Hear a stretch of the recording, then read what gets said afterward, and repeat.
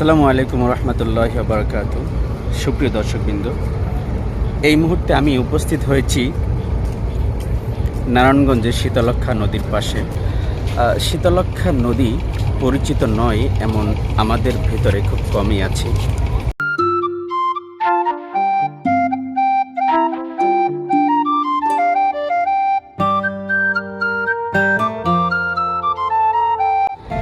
এই শীতলক্ষ্যা নদী আমাদের সকলেরই কম বেশি পরিচিত হয়েছে। নারায়ণগঞ্জের ভিতরে এমন মানুষ খুব কমই আছেন যারা এই নদীর সাথে স্মৃতি বিজড়িত নেই। প্রিয় দর্শকবৃন্দ, বাংলাদেশের 4টি জেলা নিয়ে এই নদীটি বয়ে গিয়েছে। শীতলক্ষ্যা নদীর দৈর্ঘ্য রয়েছে 110 কিলোমিটার আর প্রস্থ রয়েছে 300 মিটার। তবে এই নদীটির প্রস্থ আস্তে আস্তে উপরের দিকে যত গিয়েছে তত কমেছে, কমতে কমতে 100 মিটার পর্যন্ত গিয়ে দাঁড়িয়েছে। প্রিয় দর্শকবৃন্দ,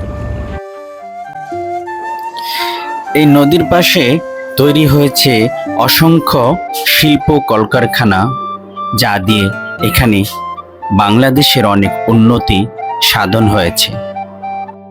তবে এই শিল্প কলকারখানা থেকে অপরিশোধিত পানি নদীতে নির্গত হওয়ার কারণে এই শীতলক্ষ্যা নদীর পানির রং ও স্বাদ দিন দিন নষ্ট হতে চলেছে। প্রিয় দর্শকবৃন্দ, শীতলক্ষ্যা নদীতে এটা হলো নবীগঞ্জ ফেরিঘাট। এখান থেকে গাড়ি, হাজার হাজার মানুষ প্রতিদিন নিয়মিত এপার থেকে ওপার চলাফেরা করে থাকে।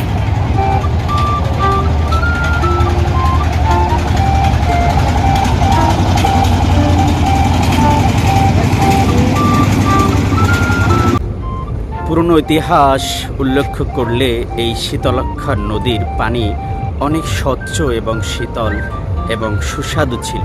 প্রিয় দর্শকবৃন্দ, জাতীয় তথ্য বাতায়নে বলা হয়েছে এই শীতলক্ষ্যার স্বচ্ছ পানি ব্রিটিশ আমলে ইংল্যান্ড এই পানি বিভিন্ন কোম্পানিতে নিয়ে যেত এবং এই শীতলক্ষ্যার পানি দিয়ে তারা বিভিন্ন রকমের ঔষধ উৎপাদন করতে এই পানি ব্যবহার করত।